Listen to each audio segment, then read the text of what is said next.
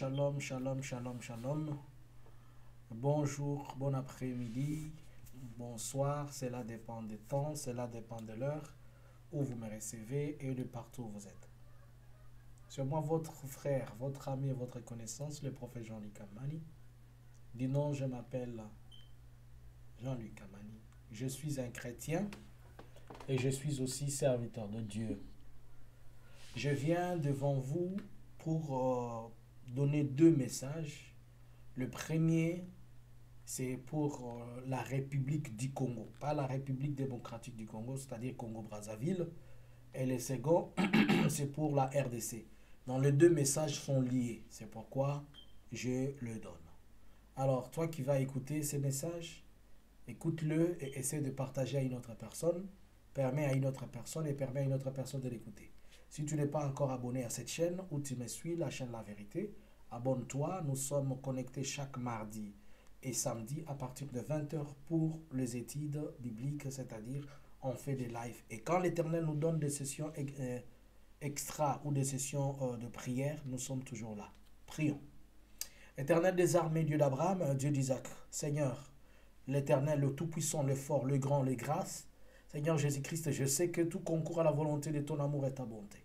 J'aimerais à ce que ces messages arrivent à destination et qu'ils arrivent à ton peuple pour que ton peuple comprenne ta volonté.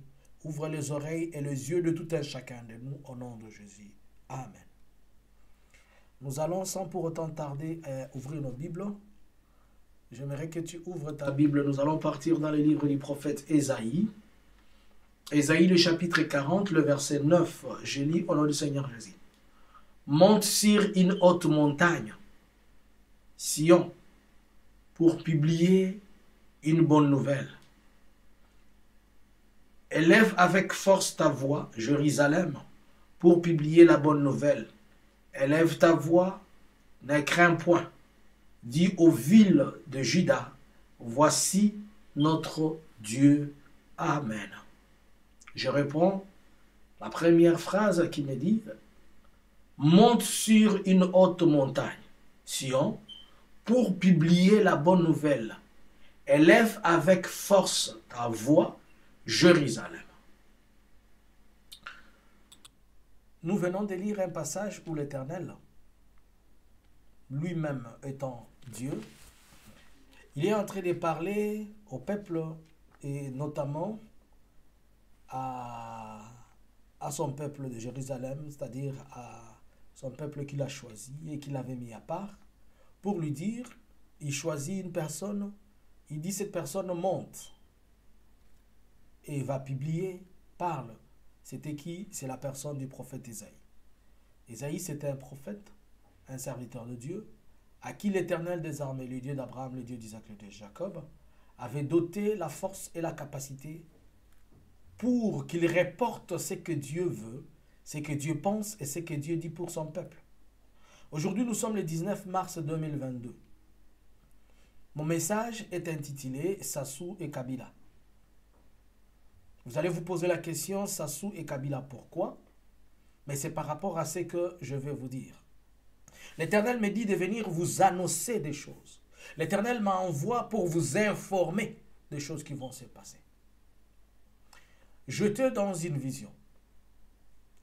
Ça, je pense, c'est mon deuxième message pour le peuple du Congo-Brazzaville, puisque le premier, ça concernait le crocodile, je me rappelle. J'étais dans une vision. Et dans cette vision, je vois un véhicule qui se tient debout, un homme qui sort dedans, un homme qui est en train de se promener le long d'un véhicule, mais il était comme sur une voie qui avait presque une bifurcation. Et lui, il devait sortir d'ici pour soit aller totalement ou bien continuer la route. Alors, il est arrivé au coin. Là où il est arrivé au coin, moi, j'étais à quelques distances. Je voulais l'approcher, mais il n'y avait pas moyen de l'approcher. Car lui, il n'était pas intéressé à mon approche. Et c'est après qu'on va commencer, je vois on lui fait des honneurs, et Dieu va commencer à me parler. La personne, c'était la personne de Sassou. il était en train de marcher, cela symbolisait presque la fin de son temps et de son règne. Et il y a deux choses. Soit il continue, soit il sort. C'est le symbole de ces deux routes qui se croisent. L'un continue, l'autre le fait partir pour de bon comme une voie d'exit. Et il y avait moi qui symbolise les hommes de Dieu, ou bien ceux qui ont la sémence de l'Éternel, qui veulent communiquer avec lui, mais lui n'est pas intéressé à ça. Il le met à distance. Alors la voix de l'Éternel va me parler. Il me dit, tu vois Sassou, le sortir ce n'est pas un problème. Dieu me dit, sortir Sassou ce n'est pas un problème. Mais Sassou ne va pas encore sortir. Et je pose la question, Seigneur, pourquoi? Il me dit, puisque la sortie de Sassou va faire couler beaucoup de sang de mes enfants. Et pour protéger mes enfants, je les laisse encore là. Et après, il me dit, regarde Kabila. Il me dit, le sort de Sassou est lié au sort de Kabila. Les deux, ils sont liés par un sort. C'est-à-dire, quand vous allez voir Sassou quitter, c'est à ce moment-là que Kabila aussi va sortir. Je dis, mais je ne comprends pas, mais Kabila n'est pas au pouvoir. Mais il dit, oui, quand vous allez voir Sassou sortir, c'est à ce moment-là que Kabila aussi va sortir. Voilà la vision. Qu'est-ce que le Seigneur veut nous dire? Le Seigneur veut dire ceci. Qu'il n'est pas encore temps pour que Sassou quitte le pouvoir. Puisque si Sassou quitte le pouvoir, c'est un clin d'œil pour l'Éternel. Mais si Sassou cède le pouvoir, il quitte le pouvoir maintenant, il ne va pas le quitter dans de bonnes conditions. Et le sang des innocents vont tellement couler. Et Dieu, son problème, ce n'est pas le pouvoir, son problème, c'est le peuple. Oui, je sais que le peuple souffre, on va dire. Le peuple souffre et le peuple aimerait qu'il parte. Mais la souffrance et le sang sont deux choses différentes. Lorsqu'on perd le sang, on ne peut plus le récupérer. Mais on peut souffrir et avoir de l'espoir pour encore vivre. Par sa sous-partie, cela veut dire, il peut aussi partir physiquement, mais son système peut toujours rester. Mais quand vous allez le voir sortir, le voir partir, c'est-à-dire, et lui et son système partiront. Mais ce n'est pas encore le temps pour que lui et son système partent. Puisque si lui et son système partaient maintenant, beaucoup d'enfants de Dieu vont périr. Je sais que nous prions toujours le Seigneur pour demander, Père, aide-nous, donne-nous de bons dirigeants, donne-nous ceci. Mais si le Seigneur trouve que ses enfants risquent, je me rappelle ça doit être en 2018 ou 2019, Donald Trump voulait attaquer l'Irak. Et Dieu me dira, j'avais même donné ce message ici, sur ma chaîne, que l'Éternel dit qu'il n'autorise pas à Donald Trump d'aller attaquer l'Irak. Sorry, l'Iran, c'était l'Iran. Puisque s'il attaquait l'Iran, beaucoup d'enfants vont mourir. Et il ne faudrait pas qu'il verse du sang innocent. Il faudrait qu'il trouve un autre moyen pour éliminer la personne dont ils avaient besoin. Et ça, c'était une révélation que Dieu lui avait faite au travers des serviteurs de Dieu qui l'entouraient. L'Éternel me l'avait dit. C'est pour dire que Dieu, chaque fois, veille sur son peuple. Que le roi soit mauvais, qu'il soit ceci. Mais quand il s'agit du peuple de Dieu, Dieu le protège. Mais l'Éternel dit que le sort de Sassou est lié à Kabila. C'est-à-dire, quand vous allez voir Sassou partir, c'est à ce moment-là aussi que Kabila partira. Oh prophète, ça veut dire quoi? Mais Kabila n'est pas au pouvoir. Une parenthèse. Moi, j'ai vu Kabila revenir au pouvoir. Moi. J'ai vu Kabila revenir au pouvoir. Mais avant que Kabila ne revienne au pouvoir, il y a quelque chose. Il ne va pas revenir en 2023, je vous donne de précision. 2023, s'il va y avoir des élections, puisqu'il doit y avoir une négociation entre Félix et Kabila. Félix doit négocier quelque chose avec Kabila, soit pour l'autoriser, soit pour ne pas l'autoriser en 2023 à briguer un autre mandat, bien qu'il est en train de demander un autre mandat. Alors, s'il va y avoir élection ou pas, s'il y aura des élections, la seule chose que Kabila va faire, Kabila doit récupérer, pas les postes, mais le pouvoir. Vous vous rappelez, je vous avais dit que je vois les PPRD faire des grandes campagnes. Et j'ai vu aller acheter beaucoup d'équipements de campagne. Le PPRD va récupérer tous les postes qu'il a perdus. Au niveau provincial comme au niveau national. Au niveau de la députation provinciale, au niveau du gouvernorat de province, au niveau des postes des ministres, dont le PPRD va revenir en force. Dans le souci de préparer les seconds tours, de préparer le mandat qui viendra pour que Kabila revienne. Kabila va revenir au pouvoir, mais pas en 2023. Ces 5 années d'intervalle ne l'intéressent pas. Mais ces 5 années d'intervalle intéressent juste son parti politique ou bien son regroupement politique à reprendre tout ce qu'il a perdu. Voilà qu'il est en train de beaucoup travailler. Les gens sont en train de se poser des questions. Je vous parle comme un prophète. 2023 n'intéresse pas Kabila. Ces 5 années qui sont devant n'intéressent pas. Mais après ces 5 années, j'ai vu Kabila se faire passer pour un chauffeur en train de circuler la RDC dans le but de la chose pour laquelle il avait laissé d'abord momentanément le pouvoir. Il avait laissé momentanément le pouvoir pour essayer de comprendre les enjeux et les questions et les problèmes liés à la base qu'il avait du mal à comprendre quand il était président. Ah, je sais que ces messages n'arrangent pas les gens, je sais que les gens vont dire des choses. Je suis un prophète, je ne dis pas des choses pour plaire aux gens, je dis ce que l'Éternel dit. Il a 2 choses qu'il doit faire. Il doit recommencer ou bien démarrer un travail de reconstruction du pays dans tout le sens. Il y a aussi un autre problème trop politique dont il a le pouvoir car il a mangé et il a bu avec ces gens. C'est la question de la balkanisation de ces pays. Il doit aller à la source et finir ces problèmes. Et s'il ne le finit pas, Dieu va se choisir une autre personne pour le faire.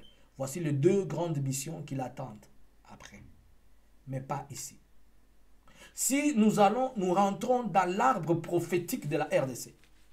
Suivez-moi. Arrêtez de fixer vos yeux sur Félix.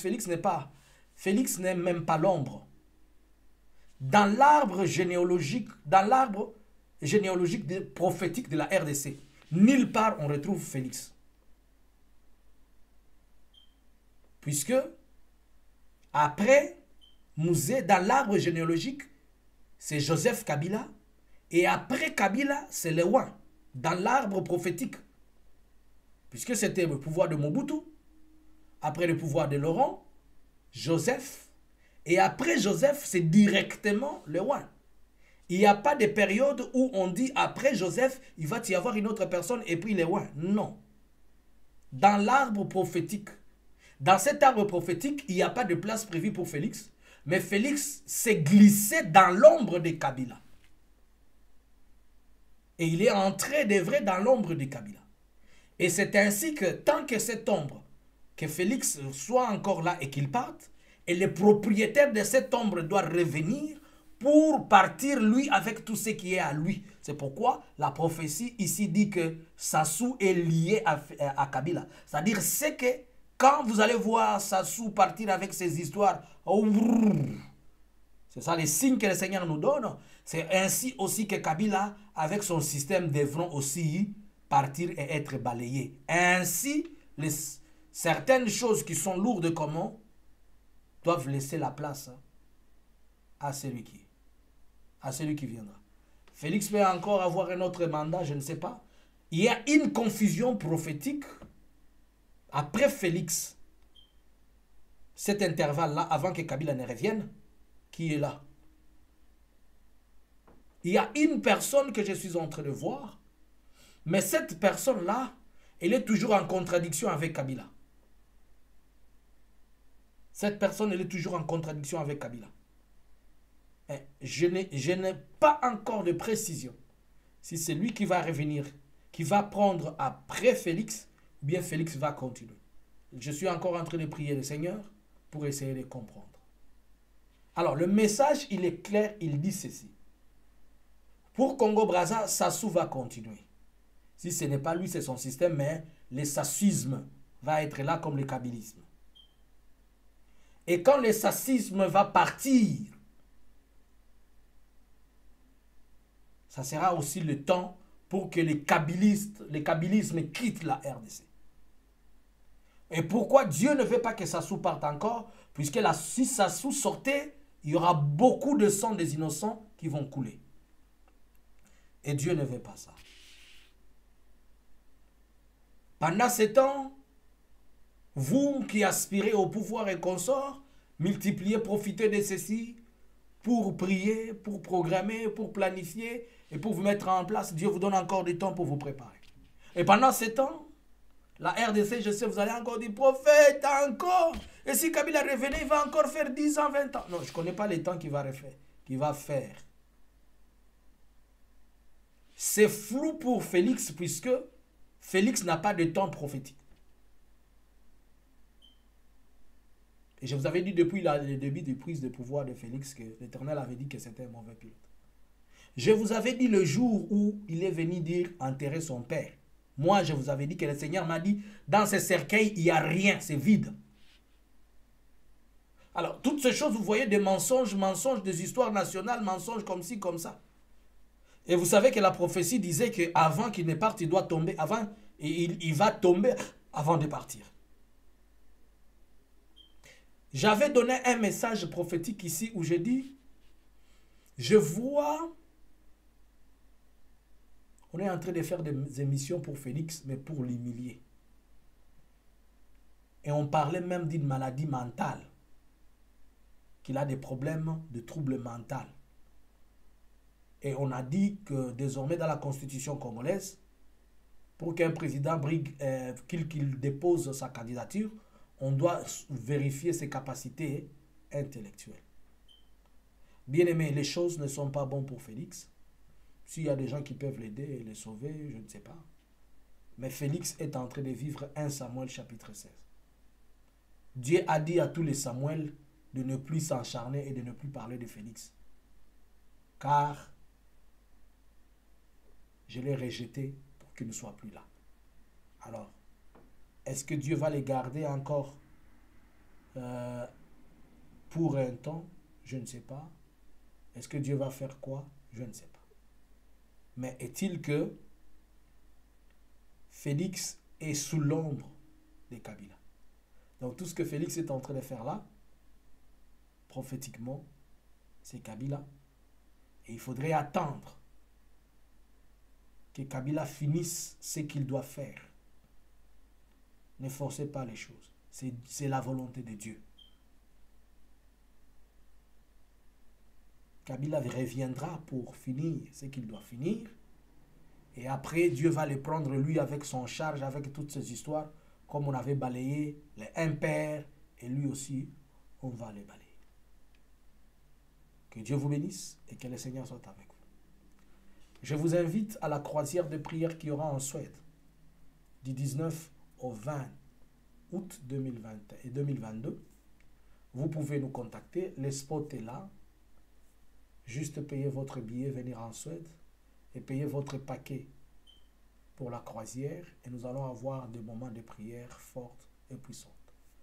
Je vous invite aussi chaque samedi, tel que le samedi d'aujourd'hui, à partir de 20 h pour l'étude biblique. Que le Dieu d'Abraham, le Dieu d'Isaac, le Dieu de Jacob vous bénisse. C'était pour vous le prophète Jean-Luc Kamani. Shalom.